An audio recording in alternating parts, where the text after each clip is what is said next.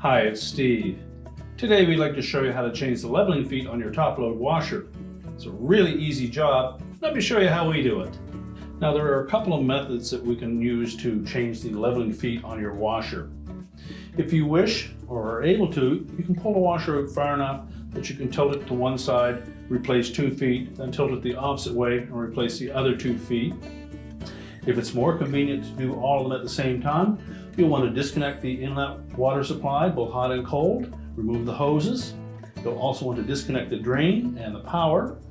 Pull the washer far enough forward so that we can lay the cabinet on its side, either on a blanket or a towel, something to protect the finish, and then we can change all 4 feet at the same time.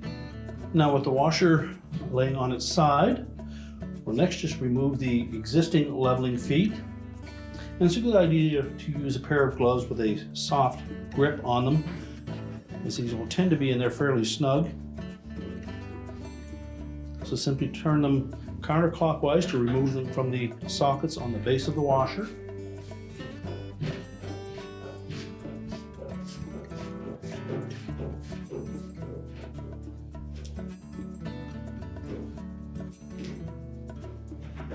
Now if you find one that has a severely damaged thread, you may want to inspect that socket and look for any signs of damage. Just compare it with a known good one, and if you need to, take a pair of pliers or a large flat blade screwdriver and try to reshape that so that the replacement leg will fit in there easily.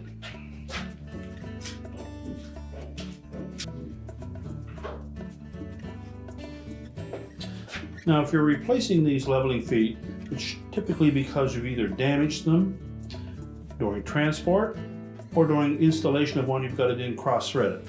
So again, if there is some damage to the threads, verify that the socket is in good shape. When transporting your washer, you will want to make sure that your legs are pushed up in as far as they will go. And also for your installation itself, it's better to have these legs as close to the base of the cabinet as possible.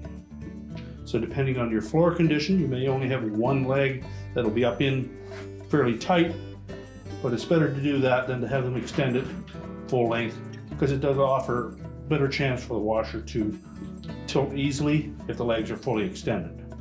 So be sure to install them as far into the socket as possible, but also make sure that your washer is level and sitting firmly on all 4 feet.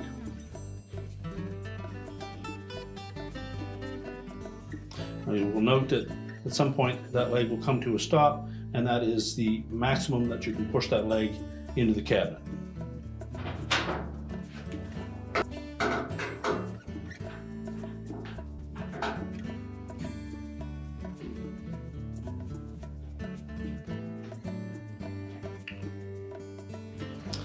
Now, once we have all 4 legs threaded into the base of the cabinet, we'll stand the washer up, and then with it in position, we'll make sure that we have the 2 rear legs, so using either a carpenter's level or a spirit level.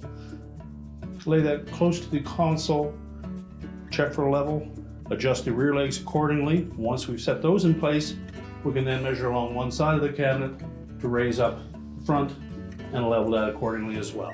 Now with the washer pushed back to where it's going to be normally located, we'll check for level on the 2 rear legs. So just make sure that you put pressure on the back of the washer so that it's sitting on the 2 rear legs.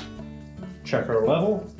Once we've established that it is level, we can then reposition the level to the side, check front to back, and then we can easily tilt the washer back and adjust the front legs from there.